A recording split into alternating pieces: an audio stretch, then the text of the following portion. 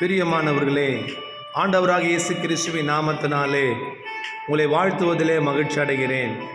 Lesson 13க்கு நாம் கடந்து செல்ல போகிறோம். குட் ஷெப்பர்ட் யூனிவர்சிட்டியுடைய பாடத்திட்டத்தில் பிடிஎச் பாடத்தை நாம் தொடர்ந்து கற்று வருகிறோம். அந்த வகையில் மோசையினுடைய நியாயப்பிரமாணமும் இயேசு கிறிஸ்துவினுடைய கிருபையும் சத்தியமும் என்கின்ற தலைப்பில் தொடர்ந்து நாம் சத்தியத்தை கற்று வருகிறோம். இந்த நியாயப்பிரமாணம் நமக்கு கொடுக்கப்படவில்லை, இஸ்ரவேல் மக்களுக்கு மாத்திரமே கர்த்தர் கொடுத்தார். இந்த நியாயப்பிரமாணத்தை ஆண்டவராக இயேசு கிறிஸ்து சிலுவிலே நிறைவேற்றி முடித்தார். இப்பொழுது விசுவாச பிரமாணத்தின் காலத்தில் நாம் இருக்கிறோம். நமக்கு கிருபையும் சத்தியமும் கொடுக்கப்பட்டிருக்கிறது என்பதை கடந்த 2 பாடங்களாக லெசன் 11 லெசன் 12 நாம் பார்த்து வருகிறோம். கடைசியாக லெசன் 13 இதனுடைய கண்டினியூ மிக முக்கியமானது. இவைகளை தொடர்ந்து நாம் பார்த்து இதனுடைய சத்தியங்களை நாம் கற்றுக்கொள்ளப் போகிறோம். கர்த்தர் தாமே தொடர்ந்து உங்களுக்கு உதவி செய்வாராக. அந்த பாடங்களை கற்க தொடர்ந்து இந்த பாடங்களை புரிந்து கொள்ள எல்லா வகையிலும் கர்த்தருடைய கிருபை உங்களோடு கூட இருந்து கர்த்தர் உங்களை நடத்துவாராக. God bless you. பிரியமானவர்களே, லெசன் 13க்கு நாம் கடந்து செல்ல போகிறோம். லெசன் 11 லெசன் 12 லெசன் 13 கண்டினியூ பாடமாக இருக்கிறது. தொடர்ந்து ஒரே பாடமாக இவைகளை நம்மால் புரிந்து கொள்ள முடியாது என்பதனாலே 3 பகுதிகளாக இந்த பாடத்தை பிரித்து கடைசியாக இந்த பாடத்தில் நியாயப்பிரமாணமும் கிருபையும் சத்தியமும் என்கின்ற தலைப்பை தொடர்ந்து நாம் கற்றுக்கொள்ள போகிறோம். இப்பொழுது வேதத்திலிருந்து சில வசனங்களை நாம் வாசிக்கலாம். கலாத்தியர் எழுதின நிருபம் 5ஆம் அதிகாரம் 4வது வசனம். கலாத்தியர் எழுதின நிருபம் 5ஆம் அதிகாரம் 4வது வசனம். கலாத்தியன்ஸ் சாப்டர் 5 verse 4 நான் வாசிக்கிறேன். நியாயப்பிரமாணத்தினால் நீதிமான்களாக விரும்புகிற நீங்கள் யாவரும் கிறிஸ்துவை விட்டு பிரிந்து கிருபை நின்று விழுந்தீர்கள். இப்பொழுது விசுவாச பிரமாண காலத்திலே நாம் இருக்கிறபடினாலே, நியாயப்பிரமாண காலம் முடிவுக்கு வந்துவிட்டபடினாலே, மீண்டும் இந்த விசுவாச பிரமாண காலத்தில் இருக்கிற மக்கள் நியாயப்பிரமாணத்தினாலே நீதிமான்களாக மாற முடியும் என்று அவர்கள் நினைத்தால் அது தவறு. இந்த நியாயப்பிரமாணத்தினாலே நீதிமானாக மாற முடியாது. அப்படி மாற முற்பட்டால் நீங்கள் கிருபை நின்று விழுந்தீர்கள் என்று பவுல் சொல்கிறார். இப்போது விசுவாச பிரமாணத்தின் காலத்தில் நாம் இருக்கிறதுனாலே கிருபையும் சத்தியமும் இங்கே நமக்கு இருக்கிறது. கிருபையிலிருந்து நாம் விழக்கூடாது. அதைத்தான் பவுல் சொல்லுகிறார். நியாயப்பிரமாணத்தினால் நீதிமான்களாக விரும்புகிற நீங்கள் யாவரும் கிறிஸ்துவை விட்டு பிரிந்து கிருபை நின்று விழுந்தீர்கள், கிருபை நின்று விழுந்தீர்கள் என்பதாக சொல்கிறார். இதே கலாத்தியன்ஸ் சாப்டர் 2 verse 21 நாம் தேவனுடைய கிருபையை விருதாவாக்குகிறதில்லை. நீதியானது நியாயப்பிரமாணத்திலே வருமானால் கிறிஸ்து மரித்தது வீணாயிருக்குமே. இப்போ இந்த நியாயப்பிரமாணத்தினாலே ஒருவர் நீதிமானாக மாறுகிறார் என்றால், நீதி இந்த நியாயப்பிரமாணத்தினால் வருகிறது என்று சொன்னால் கிறிஸ்து இந்த பூமிக்கு வர வேண்டிய அவசியம் இல்லையே, கிறிஸ்து நியாயப்பிரமாணம் நிறைவேற்ற வேண்டிய அவசியம் இல்லையே, அவர் பாடுபட்டு அவர் மறிக்க வேண்டியது அவசியம் இல்லையே என்பதை பவுல் சொல்லுகிறார். நியாயப்பிரமாணத்தினாலே நீதி வரவில்லை. ஆகவே நியாயப்பிரமாணத்தை கை கொண்டால்தான் ஒரு மனிதன் நீதி உள்ளவனாக நீதிமானாக மாற முடியும். ஆனால் யாரோ அதை கை கொள்ள முடியாததுனாலே நியாயப்பிரமாணத்தில் நீதி என்ன செய்யல, வரல. இயேசு கிறிஸ்து மரிச்சதினாலே இன்னைக்கு அவரை விசுவாசிக்கின்ற விசுவாசத்தினாலே நீதிமானாக மாற முடியும். ஆகவே கிருபை நின்று நாம் விழுந்து விடக்கூடாது. நியாயப்பிரமாணத்தை கை கொள்வதனாலே ஒருவன் கிருபை நின்று விழுந்து விடுவான், அவன் நீதிமானாக மாற முடியாது என்பதை பவுல் சொல்கிறார். கலாத்தியர் 2:21 நாம் தேவனுடைய கிருபையை விருதாவாக்குகிறதில்லை. நீங்களும் நானும் தேவனுடைய கிருபையை விருதாவாக்க கூடாது. விசுவாசத்தினாலே தான் நாம் நீதிமானாக மாற முடியும் என்பதை வேதம் நமக்கு தெளிவுபடுத்துகிறது. கலாத்தியர் 3ஆம் அதிகாரம் 22வது வசனத்தை வாசிக்கிற வேளையிலே கலாத்தியர் சாப்டர் 3 verse 22 அப்படி இராதபடியால் கிறிஸ்து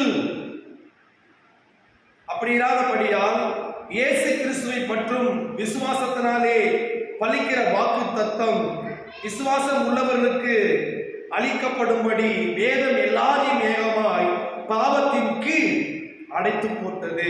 வேதம் எல்லாரையும் ஏகமாய் பாவத்தின் கீழ் அடைத்து போட்டது. பவுல் என்ன சொல்கிறார்?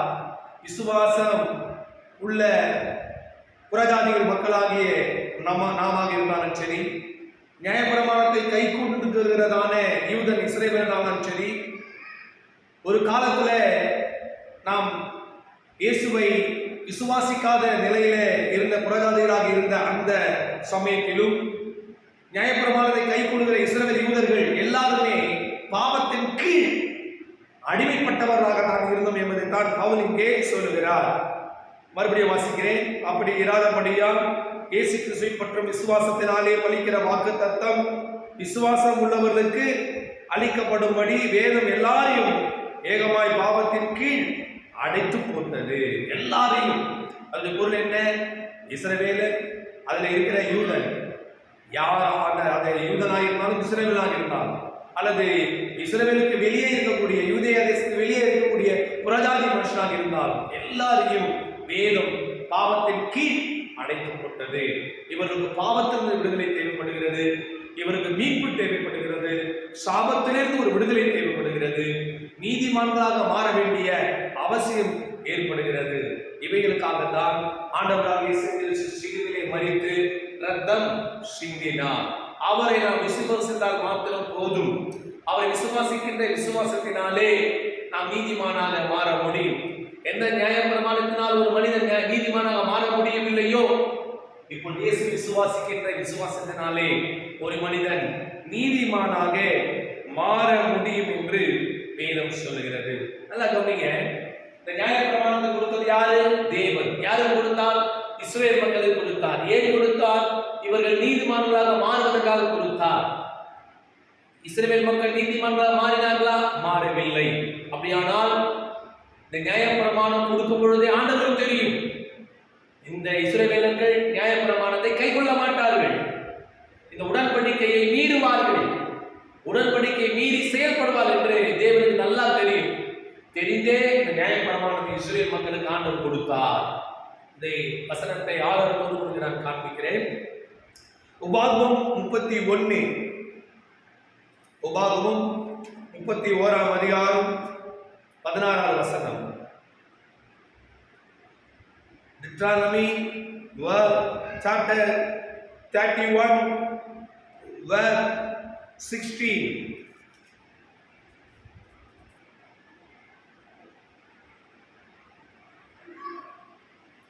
கர்த்தர் மோசேயை நோக்கி, நீ உன் பிதாக்களோடு படுத்துக் கொள்ளப் போகிறாய். இந்த ஜனங்கள் எழும்பி தாங்கள் போயிருக்கும் தேசத்தில் உள்ள அந்நிய தேவர்களை சோர மார்க்கமாய் பின்பற்றி என்னை விட்டு தங்களுடனே நான் பண்ணின உடன்படிக்கையை மீறுவார்கள். மோசே ஆண்டவர் சொல்கிறார், இஸ்ரவேல் மக்கள் என்னுடைய உடன்படிக்கையை மீறுவார்கள், அவர்கள் அந்நிய தெய்வங்களை சோர மார்க்கமாய் பின்பற்றி என்னை விட்டு பின்வாங்கி போவார்கள் என்பதை ஆண்டவர் மோசேக்கு வெளிப்படுத்தி அதை மோசேயே இஸ்ரவேல் மக்களுக்கு சொல்லுகிறதை இந்த பகுதியிலே நாம் பார்க்கிறோம். அது மாத்திரமல்ல, 26வது வசனம், நீங்கள் இந்த நியாயப்பிரமாண புஸ்தகத்தை எழுதி அதை உங்கள் தேவனாய் கர்த்தருடைய உடன்படிக்கை பெட்டியின் பக்கத்திலே வையுங்கள். இந்த உடன்படிக்கை பெட்டி மகா பரிசுத்த ஸ்தலத்தில் இருக்கிறதுல வாசல் கூடாதுல, ஆகவே இந்த உடன்படிக்கை பெட்டிக்கு பக்கத்திலே இந்த நியாயப்பிரமாண புஸ்தகத்தை வைக்கும்படியாக தேவன் மோசேக்கு சொல்லுகிறார். அது மாத்திரமல்ல, 20வது வசனத்தை வாசிக்கிற வேளையில 20, நான் அவர்கள் பிதாக்களுக்கு ஆணையிட்டு கொடுத்த பாலும் தேனும் ஓடுகிற தேசத்தில் அவர்களை பிரவேசிக்க பண்ணின பின்பு அவர்கள் புசித்து திருப்தியாகி கொழுத்து போயிருக்கும் போது அவர்கள் வேறு தேவனிடத்தில் திரும்பி அவர்களை சேவித்து எனக்கு கோபம் ஊட்டி என் உடன்படிக்கையை மீறுவார்கள். என் உடன்படிக்கையை மீறுவார்கள். 16 பார்க்கிறோம், 20 பார்க்கிறோம்.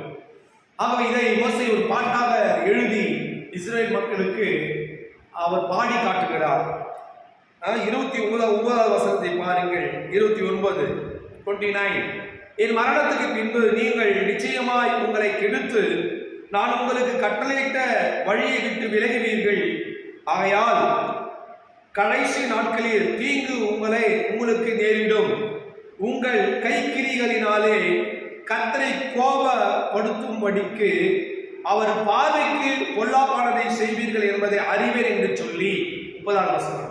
இஸ்ரவேல் சபையார் எல்லாரும் கேட்க மோசே இந்த பாட்டின் வார்த்தைகளை முடிக்கும் வரைக்கும் சொன்னார். இது மோசேயினுடைய பாடல். இந்த பாடலிலே மோசே என்ன சொல்லுகிறார்? இஸ்ரவேல் மக்களை பார்த்து 29வது வசனத்திலேயும் 20வது வசனத்திலேயும் 16வது வசனத்திலேயும் உங்கள் கையின் கிரிகளாகிய விக்கிரகங்களை நீங்கள் உண்டு பண்ணி வணங்கி அவைகளை சேவித்து நமஸ்கரித்து சோர மார்க்கமாய் நீங்கள் பின்பற்றி என்னை விட்டு விலகி போவீர்கள் என்பதை தான் மோசே இங்கே பாடலாக பாடி வைத்திருக்கிறார். அதில் 16 வசனத்தின் கடைசி பகுதியிலையும் 20வது வசனத்தின் கடைசி பகுதியிலையும் என் உடன்படிக்கையை மீறுவார்கள். 16 கடைசியை பாருங்க. தங்களுடனே நான் பண்ணின உடன்படிக்கையை மீறுவார்கள். இதைத்தான் ஆண்டவர் இஸ்ரவேல் மக்களுக்கு மோசே மூலமாக சுட்டி காட்டுகிறார். மோசே அதை பாடலாக பாடி இஸ்ரவேல் மக்களுக்கு இதை கொடுக்கிறார். ஆகவே எந்த மோசே நியாயப்பிரமாணத்தை இஸ்ரவேல் மக்களுக்கு கொடுத்தாரோ அதே மோசே அந்த இஸ்ரவேல் மக்களுக்கு சொன்னார், நீங்கள் அந்த உடன்படிக்கையை மீறுவீர்கள், இந்த உடன்படிக்கையை கை கொள்ள மாட்டீர்கள் என்பதை ஆண்டவர் சொல்லுகிறார். அப்படியானால் இந்த உடன்படிக்கை சீக்கிரத்தில் அது ஒரு முடிவுக்குள்ளாக வரும். பிறகு ஆண்டவர் வேறு உடன்படிக்கை ஏற்படுத்த போகிறார் என்பதைத்தான் இங்கே முன்கூட்டியே மோசேக்கு ஆண்டவர் தெளிவுபடுத்துகிறார். அடுத்து எரேமியா தீர்க்கதரிசிக்கும் இதை ஆண்டவர் சொல்கிறார். எரேமியா தீர்க்கதரிசன புத்தகம் 31ஆம் அதிகாரம் 31வது வசனம். எரேமியா சாப்டர் 31 verse 31.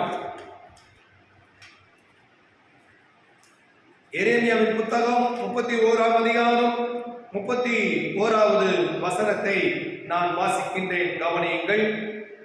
இதோ நாட்கள் வரும் என்று கர்த்தர் சொல்கிறார், அப்பொழுது இஸ்ரவேல் குடும்பத்தோடும் யூதா குடும்பத்தோடும் புது உடன்படிக்கை பண்ணுவேன். புது உடன்படிக்கை பண்ணுவேன்.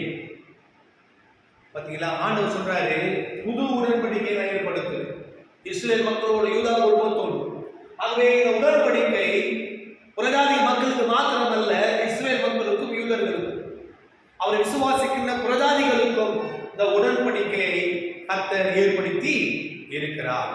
ஆபிரகாமுக்கு ஆண்டவர் ஏற்கனவே சுவிசேஷமாக முன்கூட்டியே புறஜாதி மக்களும் ரட்சிக்கப்படுவார்கள் என்பதை, அவர்களும் தேவனால் ஆசீர்வதிக்கப்படுவார்கள் என்பதை ஆபிரகாமுக்கு தேவன் ஏற்கனவே சுவிசேஷமாக அறிவித்திருக்கிறார். ஆபிரகாமுக்கு தேவன் ஏற்கனவே சுவிசேஷமாக அறிவித்திருக்கிறார்.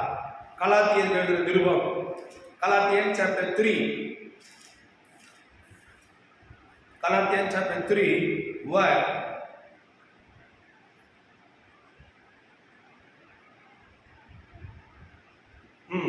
8. கலாத்தியர் 3:8 வசனம். மேலும் தேவன் விசுவாசத்தினாலே பிரஜாதிகளை நீதிமான்கள் ஆக்குகிறார் என்று வேதம் முன்னாக கண்டு உனக்குள் சகல ஜாதிகளும் ஆசீர்வதிக்கப்படும் என்று ஆபிரகாமுக்கு சுவிசேஷமாக முன்னறிவித்தது. பாத்தீங்களா, தேவனாய் கர்த்தர் ஆபிரகாமுக்கு முன்கூட்டியே சுவிசேஷமாக அவர் ஆபிரகாமுக்கு அறிவித்த காரியம் என்ன? ஆதியாகமம் 12ஆம் அதிகாரத்துல ஜெனிசிஸ் சாப்டர் 12ல ஃபர்ஸ்ட் 7 ஆசீர்வாதங்கள், 7 blessings அங்கே முற்பிதாவாகி இஸ்ரவேலுடைய முற்பிதாவாகி ஆபிரகாமுக்கு தேவன் தரும் பொழுது பூமியில சகல வம்சங்களும் உனக்குள் ஆசீர்வதிக்கப்படும் என்பதை ஆண்டவர் வாக்குத்தத்தமாக ஆபிரகாமுக்கு கொடுக்கிறார். அதைதான் பவுலிங்கே சொல்கிறார், உனக்குள் சகல ஜாதிகளும் ஆசீர்வதிக்கப்படும். உனக்குள் சகல ஜாதிகளும் என்றால் புறஜாதி மக்கள். ஆபிரகாம் மூலமாக புறஜாதி மக்கள் ஆசீர்வதிக்கப்படுவார்கள் என்பதை ஆபிரகாமுக்கு ஏற்கனவே சுவிசேஷமாக முன்கூட்டியே அறிவிக்கப்பட்டு இருக்கிறது என்பதை பவுல் கலாத்தியர் 3:8 கலாத்தியர் சாப்டர் 3 verse 8 தெளிவுபடுத்துகிறார். அந்த வகையிலே ஆபிரகாமுடைய சந்ததியாகிய இஸ்ரவேலுடைய சந்ததியிலே யூதா கோத்திரத்திலே இயேசு கிறிஸ்து பிறந்து இயேசு கிறிஸ்துவை விசுவாசிக்கின்ற தேவ பிள்ளைகளை இப்பொழுது ஆண்டவர் என்ன செய்கிறார்? விசுவாசத்தினாலே அவர்களை நீதிமன்றாக மாற்றி ஆதாரம் கொடுத்த வாக்குத்தத்தத்தை நிறைவேற்றுகிறார் என்பதை தான் பவுல் இங்கே சொல்லுகிறார்.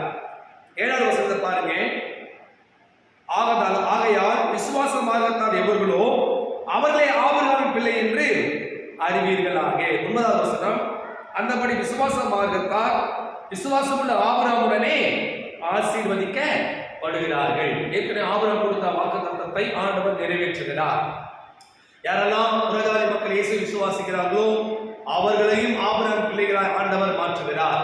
இப்போ யூதர்களானாலும் சரி, புறஜாதி மக்களானாலும் சரி, இஸ்ரவேலர்களானாலும் சரி, யாரெல்லாம் இயேசுவை விசுவாசிக்கிறார்களோ அவர்களை கர்த்தர் நீதிமான்களாக மாற்ற இந்த விசுவாச பிரமாணத்தை தேவன் ஏற்படுத்தி விட்டார். அப்போ இந்த விசுவாச பிரமாணத்துல ஏற்படுத்துவார் என்பது ஏற்கனவே இது பிதாவுடைய திட்டமாக இருந்தது. பழைய உடன்படிக்கை ஒரு முடிவுக்குள் வந்து எரேமியா 31:31 சொல்லப்பட்டபடி ஒரு புதிய உடன்படிக்கை இங்கே ஆண்டவர் ஏற்படுத்துவார் என்பதை தீர்க்கதரிசி சொன்ன எரேமியா 31:31 வசனத்தின்படி அந்த தீர்க்க தரிசனம் நிறைவேறி இன்றைக்கு இந்த புதிய உடன்படிக்கை காலத்துல, இந்த புதிய உடன்படிக்கை காலத்துல கர்த்தர் நம்மை கொண்டு வந்திருக்கிறார். ஆகவே யூதனானாலும் சரி, இஸ்ரவேலனானாலும் சரி, புறஜாதி மக்களானாலும் சரி, இயேசு கிறிஸ்து மூலமாக தான் நீதிமானாக மாற முடியும் என்பதை வேதம் நமக்கு தெளிவுபடுத்துகிறது. சரி, இப்பொழுது ஒரு காரியத்தை நாம் கவனிக்க வேண்டும். யாக்கோபு 2:24 மனுஷன் விசுவாசத்தினால் மாத்திரமல்ல கிரியைகளினாலேயும் நீதிமானாக்கப்படுகிறான் என்று சொல்லப்பட்டிருக்கிறது. அதோட பொருள் என்ன? அப்ப மறுபடியும் நியாயப்பிரமாண கிரியை நாம் செய்ய வேண்டுமா? இங்கே சொல்லப்படுகிற கிரியை என்பது நியாயப்பிரமாண கிரியை குறித்து சொல்லவில்லை. ஜாக்கப் சாப்டர் 2:24 இங்கே கிரியை என்பது விசுவாசத்தின் கிரியை. அதை இதே அதிகாரத்தில் ஜாக்கப் சாப்டர் 2:21 ஆபிரகாம் குறித்து பார்க்கிறோம். ஆபிரகாம் தன் மகனாக ஈசாக்கை பலிபீடத்தின் மேலே கொண்டு போய் என்ன செய்கிறார்? கடத்தி கத்தியை ஓங்கி தன் மகனை பலி செலுத்த முற்படுகிறார். அப்பொழுது ஆண்டவர் ஆபிரகாமை பார்த்து சொல்லுகிறார், உன் பிள்ளையாண்டார் மேல கையை போடாதே, இப்போது நீ கர்த்தர் பயப்படுது என்பதை அறிந்திருக்கிறேன். அப்போ எதினாலே ஆபிரகாம் நீதிமானாக மாற்றப்பட்டான்? கிரியையினால் அல்லவோ. என்ன கிரியை? விசுவாசத்தின் கிரியை. ஆகவே பிதாவாகிய தேவன் தமது ஒரே பேரான குமாரனை பூமிக்கு கொடுத்ததினாலே அது ஒரு கிரியையாய் காணப்படுகிறது. அதே போலதான் ஆபிரகாம் தன் மகனை பலிபீடத்தில அவன் கொடுத்தான், தேவனுக்கு பலி செலுத்த. இது நிமித்தமாக அவன் கிரியைகளினாலே நீதிமானாக மாறினான். இதே யாக்கோபு 2:25 ராகா என்கின்ற ஸ்திரீயை குறித்து வேதம் சொல்கிறது, அவள் கிரியைகளினால் அல்லவோ நீதிமானாக்கப்பட்டாள் என்று வேதம் சொல்கிறது. வந்த 2 வேவுக்காரர்களை தன் இல்லத்திலே தங்க வைத்து அவர்களை பத்திரப்படுத்தி தன் தேசத்தை விட்டு பத்திரமாக போகும்படியாக செய்தார். ஆகவே அவள் விசுவாசித்தாள். இஸ்ரவேல் மக்கள் என்ன செய்ய போகிறார்கள்? எரிகோவை பிடிக்க போகிறார்கள். அப்படி வருகிற வேளையிலே நீங்கள் எனக்கும் என் குடும்பத்துக்கும் பாதுகாப்பை தர வேண்டும் என்று அவள் விண்ணப்பம் செய்கிறார். ஆகவே சிவப்பு கயிற்று நூலை ஜன்னல் வழியாக கட்டி தொங்கவிடும்படியாக 2 வேவுக்காரர்களும் சொல்லுகிறார்கள். இப்படி அவள் செய்தாள். ஆகவே அவள் கிரிகளினாலே அவள் பத்திரமாக காக்கப்பட்டு எரிகோ பட்டணம் இடிக்கப்பட்ட அலகங்கள் இடிக்கப்பட்டு விழுகிறது. அலகத்தின் மேலே இவளுடைய வீடு தப்பிவிக்கப்படுகிறது. அது மாத்திரமல்ல, இவள் விசுவாசத்தினாலே இவள் தன்னை பாதுகாத்துக் கொண்டாள். கிரிகளினாலே தன்னை தன் குடும்பத்தை இவள் பாதுகாத்துக் கொண்டாள். ஆகவே இன்றைக்கு விசுவாசத்தின் கிரிகளினாலே நாம் நீதிமான்களாக மாற முடியும் என்பதை வேதம் சொல்லுகிறது. ஆபகுக் 2:4 விசுவாசத்தினாலே நீதிமான் பிழைப்பான். ஆபகுக் சாப்டர் 2:4. அது மாத்திரமல்ல, ஹீப்ரு சாப்டர் 10:38, எபிரேயர் 10:38 இதுல விசுவாசத்தினால தான் நாம் நீதிமானாக மாற முடியும் என்று வேதம் சொல்கிறது. கலாத்தியர் 3ஆம் அதிகாரம் 11வது வசனம். கலாத்தியன் சாப்டர் 3:11. இதிலேயும் விசுவாசத்தினால்தான் நாம் நீதிமானாக மாற முடியும் என்று வேதம் சொல்கிறது. ரோமர் 1ஆம் அதிகாரம் 7வது வசனம். Roman chapter 1:7. இதிலே விசுவாசத்தினால்தான் நாம் நீதிமானாக மாற முடியும் என்று வேதம் சொல்லுகிறது.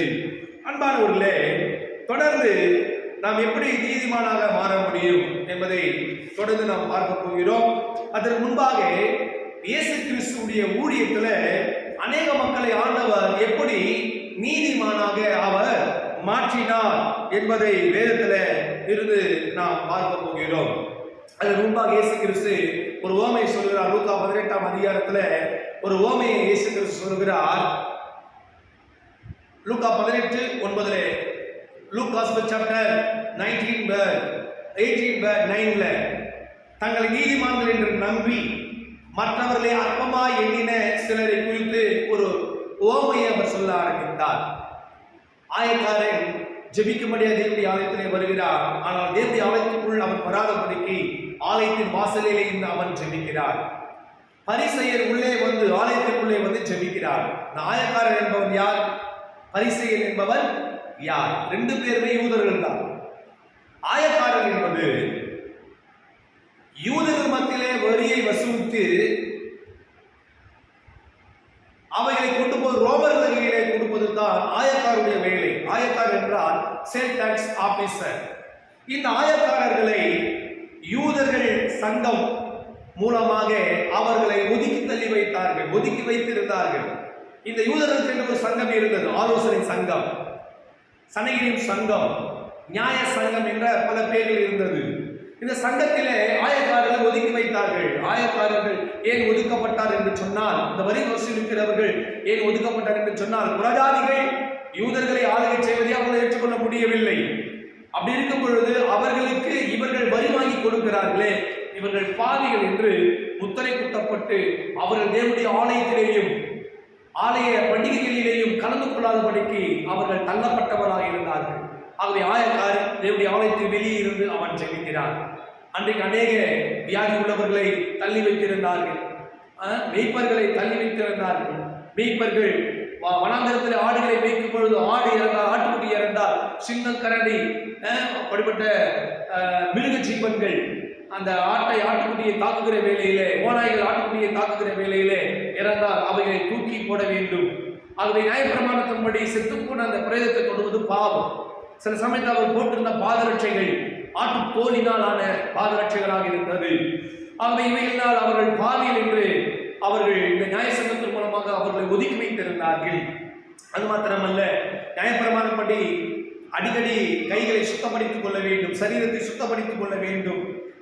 இந்த மேய்ப்பர்கள் அடிக்கடி தங்களை சுத்திகரித்துக் கொள்வதற்கான வழி இல்லை. ஆகவே இவர்கள் பாவிகள் என்று மேய்ப்பர்கள், ஆயக்காரர்கள் இப்படிப்பட்ட மக்களை எல்லாம், சில மக்களை எல்லாம் ஒதுக்கி வைத்திருந்தார்கள். அந்த வகையில் ஒதுக்கப்பட்ட மனுஷன் தான் இந்த ஆயக்காரர். அவன் தேவனுடைய ஆலயத்திலே வெளியே நின்று ஜெபிக்கிறதாக இயேசு கிறிஸ்து சொல்லுகிறார். உள்ளே பரிசேயன், நியாயப்பிரமாணத்தை கை கொள்கிறவன் அவன் பரிசேயன். அவன் சொல்லுகிறான், வாரத்தில் 2 முறை உபவாசிக்கிறேன், என்னுடைய வருமானத்தில் தசமமாக கொடுக்கிறேன்.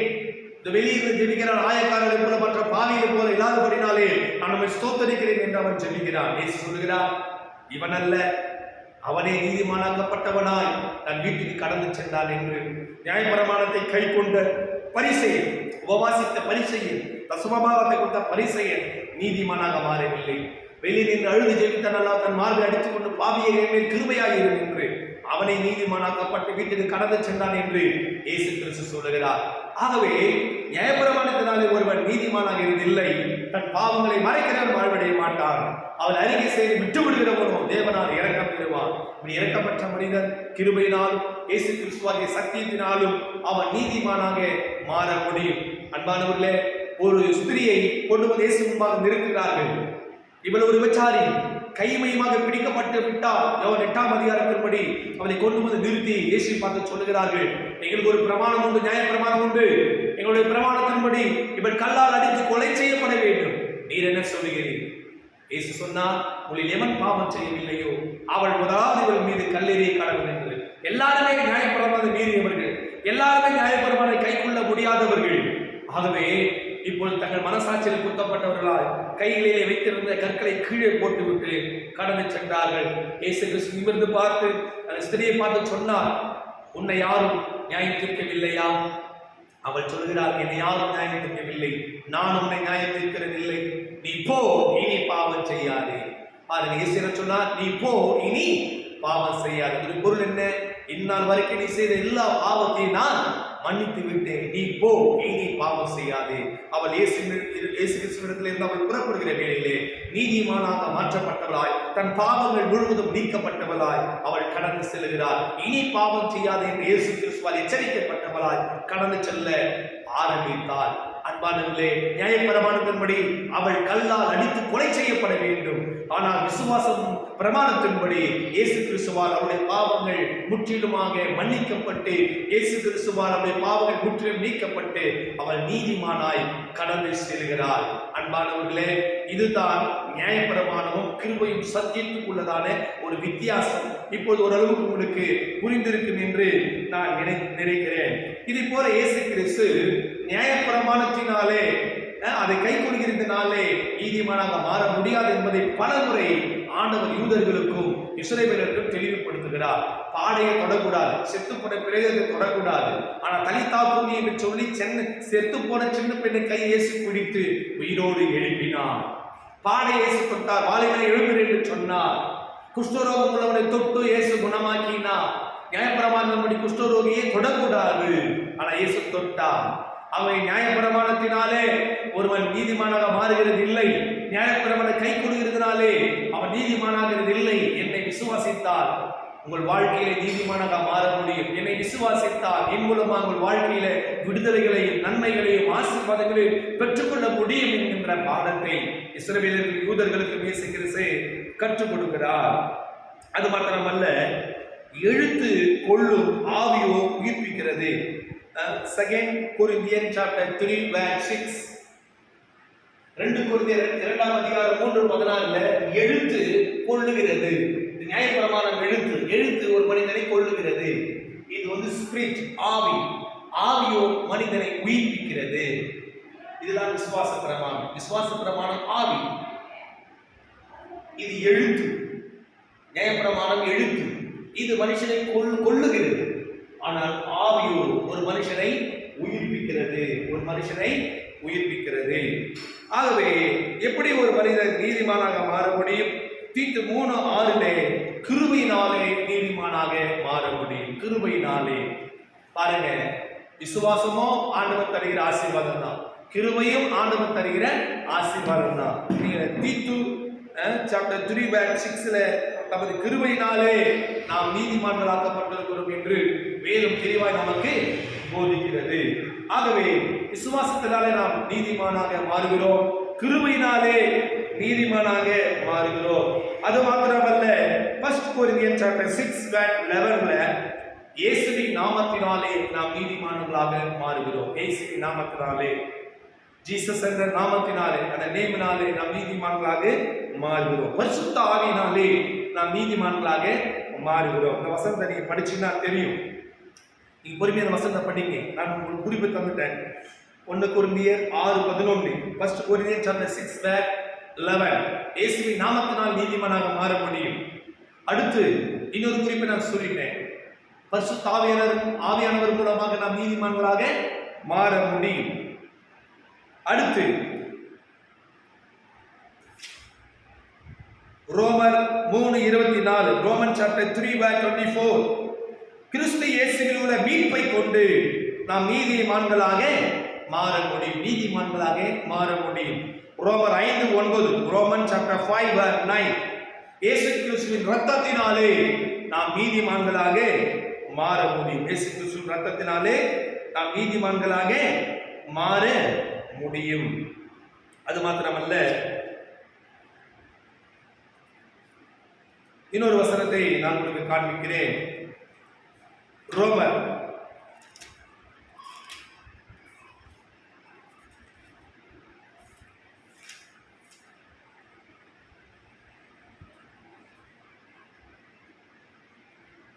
6 verse 22